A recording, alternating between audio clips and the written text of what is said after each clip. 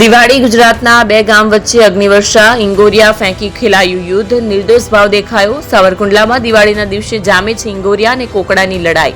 આ કોઈ બે દેશ વચ્ચેનું યુદ્ધ નથી અને જે આગના ગોળા દેખાઈ રહ્યા છે તે અસલી બારૂદ નથી, પરંતુ સાવરકુંડલામાં વર્ષોથી રમાતી પરંપરાગત રમતનો એક ભાગ છે. સાવરકુંડલામાં દુનિયામાં એકમાત્ર એવું ગામ છે જ્યાં શિવકાશીના ફટાકડાના બદલે હોમમેડ ફટાકડા યુવાનો એકબીજા પર ફેંકતા રહે છે. સાવરકુંડલામાં લગભગ 80 વર્ષથી દિવાળીની રાત્રે જામે છે ઇંગોરિયાની લડાઈ.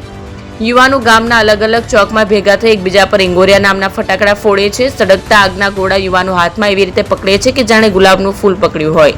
આ ઇંગોરિયાને સળગાવી યુવાનો એકબીજા પર ફેંકે છે. આ રમત વર્ષોથી રમાતી આવી છે. ઇંગોરિયાની રમત છેલ્લા 4 દાયકાથી સાવરકુંડલામાં રમાય છે. પહેલા ઇંગોરિયાની રમત રમાતી હતી, પરંતુ સમય જતાં હવે કોકડાએ સ્થાન લીધું છે. સાવરકુંડલાના યુવાનો ઇંગોરિયા અને કોકડા એકબીજા પર ફેંકે છે. આ રમતથી કોઈ વ્યક્તિ દાઝતું નથી.